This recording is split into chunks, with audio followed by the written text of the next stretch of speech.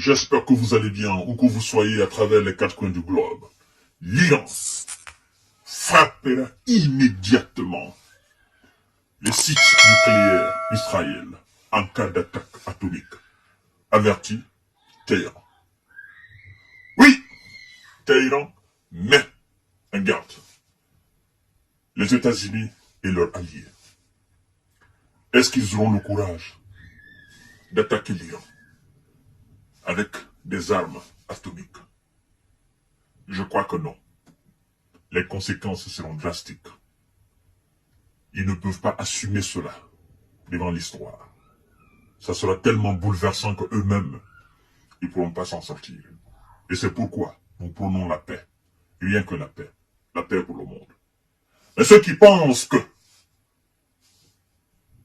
c'est avec la guerre qu'on va implanter la paix dans le monde se trompent. Parce que, après la guerre, ce sont les mêmes qui viennent s'asseoir autour de la table pour des négociations. Alors, pourquoi ne pas commencer par cela, la négociation? Pourquoi ne pas commencer à apaiser la tension à travers le verbe, chère dame, chère monsieur, chère demoiselle? Après donc, la paperasse occidentale.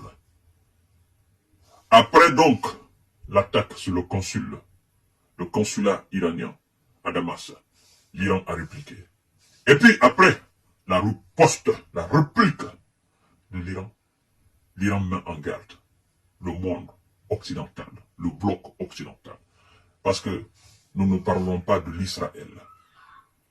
L'Israël, sans le bloc occidental, ne peut pas tenir face. Je le dis en connaissance de cause.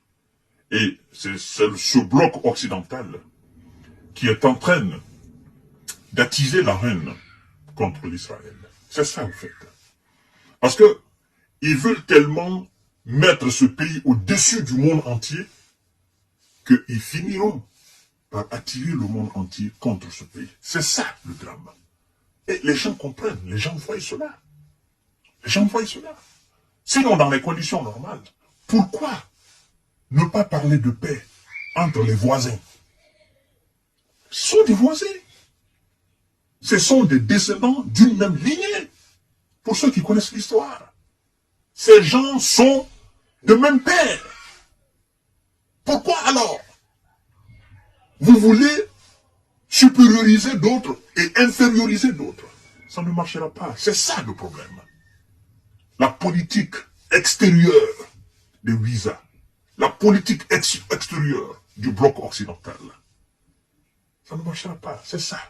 Et c'est ce qui envoie tout ce problème-là. C'est ça la vérité, en fait.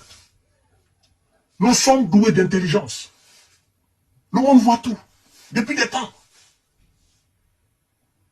Alors, mesdames et messieurs, qu'est-ce qu'on veut nous faire croire? Partagez la vidéo dans tous les groupes possibles. Oui.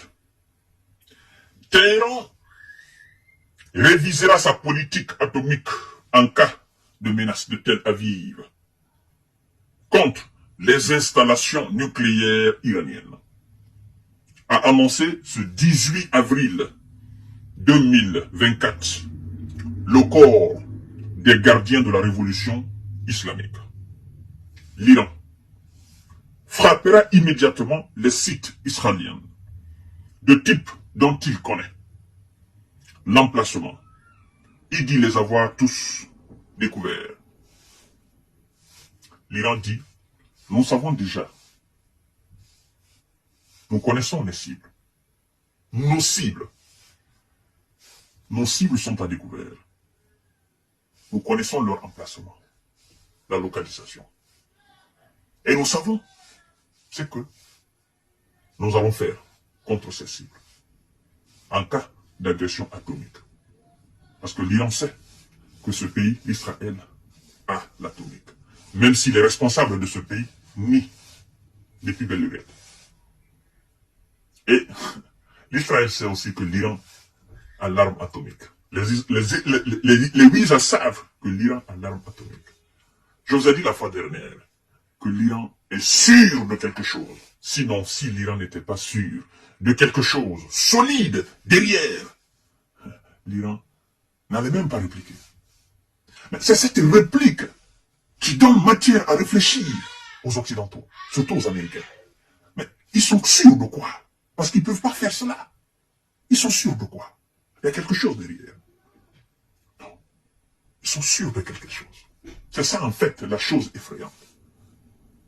C'est-à-dire que c'est lui que vous avez, par le passé, effrayé, influencé, a pris tout ce temps, se préparer, se doter des véritables moyens. Et un jour, paf, vous commettez l'erreur de toucher à ce dernier. Et puis il se relève comme un géant. Il vous tient tête, paf, d'un seul coup. Et vous êtes ébahi, vous êtes étonné. Vous dites, mais pourquoi? Ah, pourquoi il s'est préparé? Il s'est préparé. Et il s'arrête devant vous, il vous dit en plus, il vous met en garde. Gare à vous de faire ça. Vous allez voir plus grand que ce que nous avons envoyé. Et nous savons déjà, nos cibles, nous les connaissons. C'est ce qui fait peur aux Ouïsa. Et ils disent quoi encore, mesdames et messieurs? Ils disent, nos mains sont déjà sur le bouton pour lancer de puissants missiles afin de détruire les cibles identifiées. À noter, Ahmad Al-Talab, vous comprenez? Cité par l'agence Tasnim, le commandant des unités de cette organisation chargé d'assurer la sécurité des installations nucléaires iraniennes. C'est le commandant lui-même qui parle. Nous avons déjà la main sur les boutons. Nous avons localisé les cibles. Ces cibles sont à découvert. Mais nous ne le ferons que quand ceux qui sont en face s'hasarderont à nous agresser avec. Parce qu'ils ont précisé, ils disent agression atomique. Vous voyez? Ils ne se sont pas trompés. Agression atomique. Ils ont déjà l'information. Vous voyez? C'est ça, au fait. C'est-à-dire, l'Iran a placé la barre très haute. N'a pas parlé de site civil. Dit agression atomique.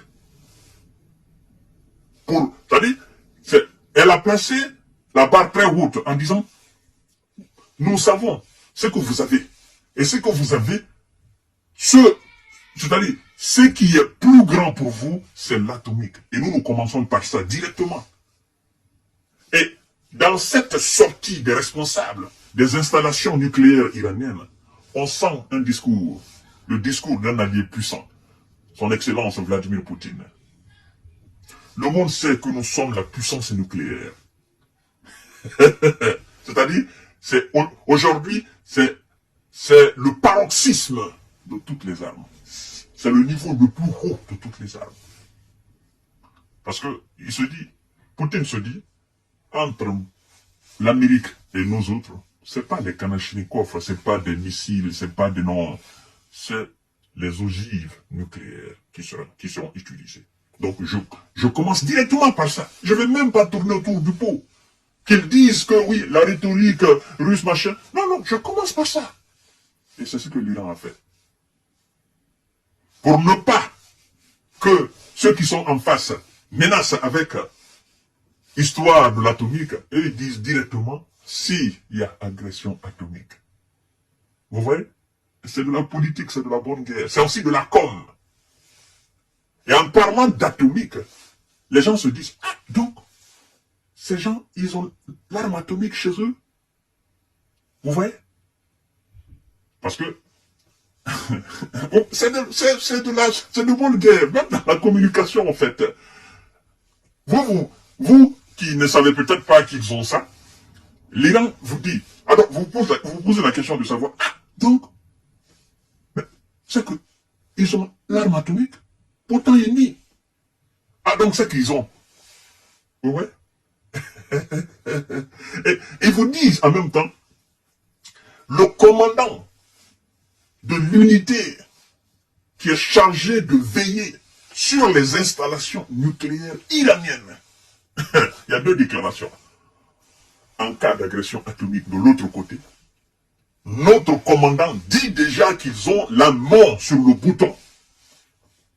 Le commandant de l'unité qui est chargé de veiller sur les installations nucléaires de l'Iran. Donc, l'Iran met en avant sa capacité à voir ça. Et de l'autre côté, l'Iran sait déjà qu'il y en a. Mesdames et messieurs, il faut savoir lire entre les lignes. Je viendrai tout à l'heure devant vous partager cette vidéo pour vous parler de ce que les Ouisa et le Premier ministre, n'est-ce pas, Benjamin, se sont dit au sujet de l'Iran. Partagez la vidéo. Nous voulons juste la paix. Comprenez? Nous voulons juste la paix. À tout à l'heure pour notre série d'informations de décortiquage. Merci beaucoup.